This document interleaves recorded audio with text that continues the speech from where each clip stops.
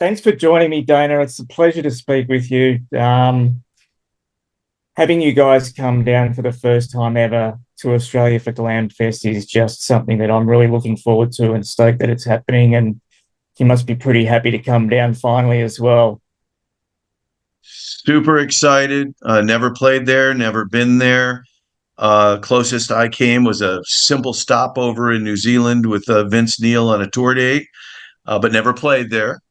And so I'm excited to let people feel and have fun with the Slaughter music.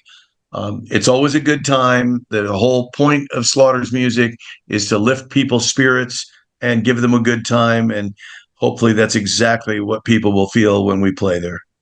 Absolutely. I cannot wait for it. And it's been quite a while since the band first got together. And obviously, out of the ashes of Vinnie Vincent invasion, what prompted the idea to continue with yourself and Mark? That really happened on the road while those two other tours were going on. And it was we were going to move on and said, let's go do this together. And it was just a natural thing. We asked Bobby Rock at the time, hey, you want to do it? And he was very honest. We all still know him. We're friends with him. He's even played a Slaughter tour with Whitesnake with us. We did the whole Whitesnake tour, and Bobby was the drummer.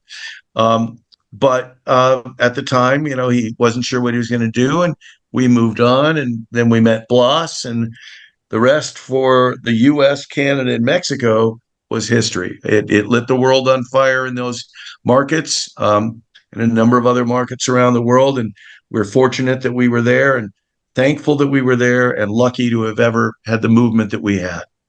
Yeah, the timing was perfect, really, wasn't it? Because out of Vinnie Vincent, the hard rock metal scene was really starting to just really take off in a mainstream way. So being able to sort of work your own music and your own songs under the Slaughter moniker was probably perfect timing on your part.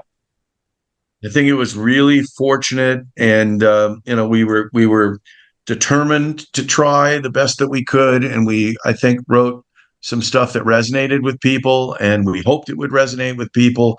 And the big thing was to take people's minds to a place where they would just be able to enjoy and cut loose.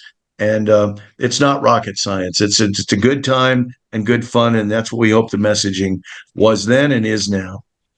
Absolutely. And take me back, obviously, Slaughter's had some amazing experiences, amazing music, but you've also had some pretty tumultuous and tragic circumstances too, with the loss of Tim going way back. Was it 98? I think it might have been.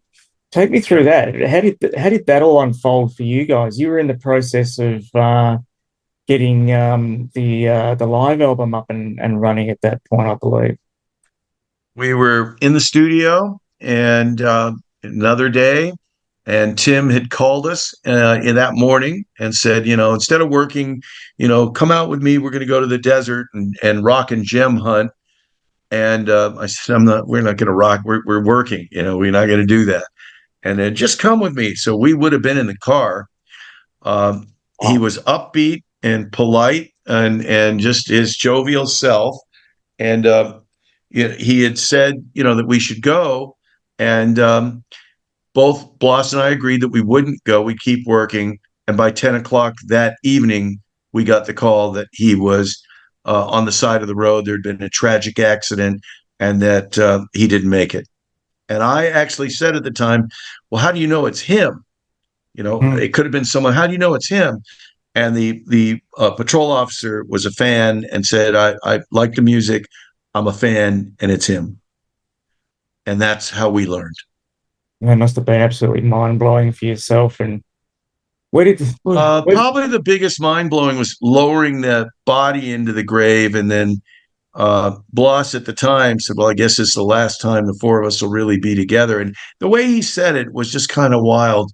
And it was I mean, a pretty good vision on his part. Then Bloss collapsed at the gravesite. wow, that's And crazy.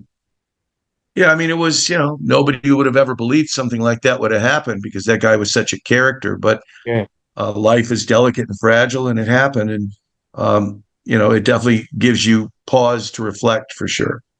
Certainly some perspective there, and to Jeff Blando, obviously, who I think had been with you guys for quite a while and behind the scenes. Anyway, He was the sound. He was our front of house sound guy. It is a great sound guy. I met him because he was doing another 80s act. And I just thought, whoever's doing that act, they're really good. They're gifted. And so I talked to him and I said, man, what I'm hearing on that stage isn't what I'm hearing in the house. You're great. And he was really aggressively trying to make that other band sound great. We asked him if he would do it with us. And shortly thereafter, there were a lot of shenanigans going on the other act's bus. He started to travel with us. We knew him.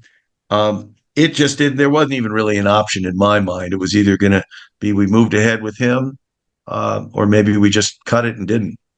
oh, I'm so glad that you guys have, and It was a natural thing, 100%. yeah, absolutely, and it's just so good that you are coming down for Glam Fest. It's only a week away, so you must be getting pretty excited about jumping on the plane and coming down.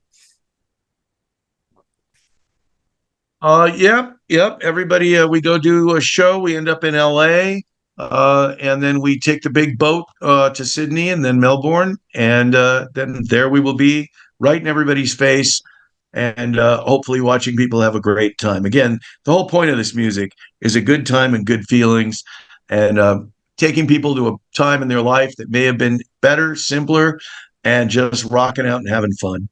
Yeah, I know you mentioned before when we spoke earlier that it's a bit of an unknown element as to what to expect when you come here, given that it's a location that you guys have never toured before. But from my side of things, I can assure you guys that it's going to be just off the hook, because Slaughter fans and metal fans in general just love to see the legends come down, and you guys are certainly in that category as far as I'm concerned. And so, having not had the opportunity, people will just be let out, mate. It'll just go nuts. I'm really excited. Everybody's excited about doing that. I look forward to seeing the reaction to the songs and the vibe and the energy, and letting everybody see what each guy is all about. And we're excited and we're grateful and we're thankful for that opportunity. Mate, thank you so much. I'm so grateful I was able to chat with you, and thanks again for coming back to me, because I was just so devastated that I lost everything before.